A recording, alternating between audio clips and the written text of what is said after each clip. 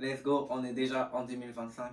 Donc c'est parti pour cette vidéo, comme j'avais fait l'année dernière, de récapitulatif un petit peu de l'année et de comment je vois l'année 2025. En vrai, c'est un format de vidéo que je crois que j'aime bien et que je vais essayer de perpétuer au fil des années parce que je trouve ça intéressant de voir un peu mon mindset, comment il était, comment il a pu évoluer, etc. Et puis les attentes que je me mets par rapport à ce que je réalise vraiment. Et donc pour faire un résumé de 2024, de manière générale, je dirais que ça a été une très très bonne année et surtout créativement. Mais déjà je pense que cette année j'ai réalisé plusieurs rêves en vrai de vrai.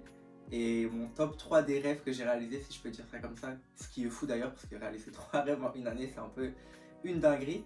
Mais je dirais qu'en troisième, forcément ça a été le défilé. Bon j'en ai quand même déjà assez parlé sur cette chaîne YouTube, mais en vrai vraiment ça a été un truc que j'ai vraiment kiffé faire et qui m'a encore plus mis cette drogue de la mode et de la couture et du patronage dans les veines. Donc voilà, ça c'était génial.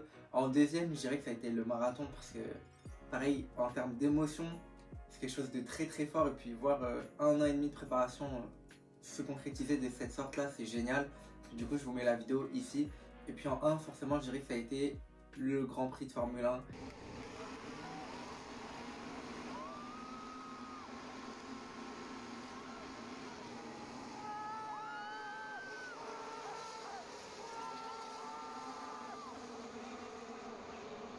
J'ai même pas les mots, c'était tellement exceptionnel. Pareil, j'ai fait une vidéo dessus si ça vous intéresse. Ce moment-là, je crois que je me rappellerai toute ma vie. Et des fois, j'y repense comme ça, je suis tout seul, j'y repense. Et bah, vous voyez, j'ai souri parce que c'était tellement exceptionnel. Et puis sinon, créativement parlant, ça a été quand même une très bonne année aussi. Par rapport à ce que j'avais dit l'année dernière, j'ai peut-être été un petit peu moins polyvalent dans mes médiums et dans ma manière de créer. Parce que bah, forcément, la mode, ça a pris une grande place dans ma vie malgré tout. Et bah, je suis beaucoup plus focalisé sur ça que sur d'autres choses. Mais par exemple, j'ai quand même essayé de toucher encore un petit peu à de la 3D ou à du montage vidéo, sur YouTube notamment. Mais cette année, ça a quand même été cool créativement parlant parce que bah, déjà j'ai produit quand même pas mal de choses. Je sais pas combien j'ai fait de vêtements, mais j'en ai fait pas mal quand même. Plus toutes les techniques que j'ai apprises, etc. Je pense que ça a été une bonne année aussi de transition entre moi qui apprends vraiment la couture, etc. Je dis la couture à chaque fois, mais c'est plus général que ça. Mais ouais, ça a été la transition entre moi qui apprends et moi qui vais être vraiment bon, je pense. Et donc là, ouais, ça a été un peu cette année-là. Et du coup, ce qui m'amène à parler de cette année qui arrive, donc l'année 2025.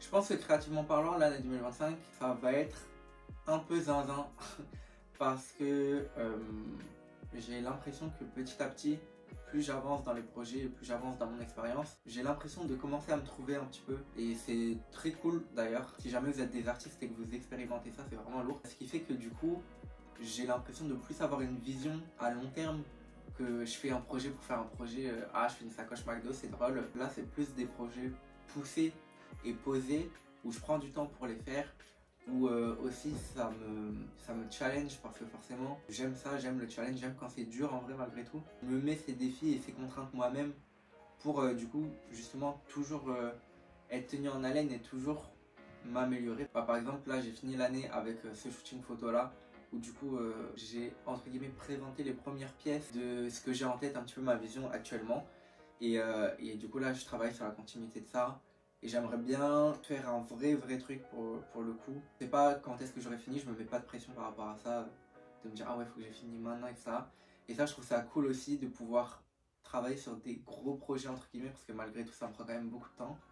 Mais sans forcément avoir des contraintes de temps comme par exemple j'ai pu l'avoir pour le défilé ou des contraintes je sais pas d'argent etc. Et je trouve que c'est trop bien parce que du coup ça me débride complètement dans mes réflexions et ça me permet de faire des choses que j'aurais peut-être même pas songé à faire si je m'étais mis ces contraintes là. Mais voilà, en tout cas je pense que c'est à peu près ça que j'aimerais faire cette année. Bon évidemment j'ai plein d'autres projets, plein d'autres rêves à réaliser, etc. Mais en termes créatifs je dirais que c'est ce projet là qui va m'occuper une bonne partie de l'année ou en tout cas une bonne moitié de l'année parce qu'après je sais pas de quoi l'avenir est fait. Mais pour le coup cette association de vêtements que je suis en train de développer, j'aimerais que ça vive un petit peu, c'est-à-dire que quand j'aurai fini, que j'aurai fait des belles photos, etc., j'ai pas forcément envie de me faire d'argent dessus pour le moment, de les vendre, etc., mais j'aimerais beaucoup faire en sorte que les projets vivent, donc je sais pas, qu'ils soient prêtés lors d'événements, que je les présente à d'autres défilés. Enfin, franchement, je sais pas. Comme je sais que je commence à être pas trop mauvais et à me trouver créativement, j'ai envie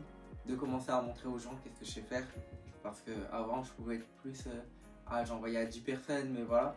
Là, ça y est, j'expose mon art au monde en espérant que ça prenne un petit peu quand même. Voilà, c'est l'objectif. Mais voilà, en tout cas, je dirais que c'est ça un petit peu l'année, comment je la vois. Mais si je devais donner un feeling sur comment j'ai l'impression que l'année va se dérouler, je dirais que va falloir rester branché parce que comme l'année dernière, j'avais eu ce ressenti un petit peu de ah ouais, je vais un peu tout casser cette année et ça a été un tout petit peu ça à mon échelle, mais ça a quand même été une très bonne année.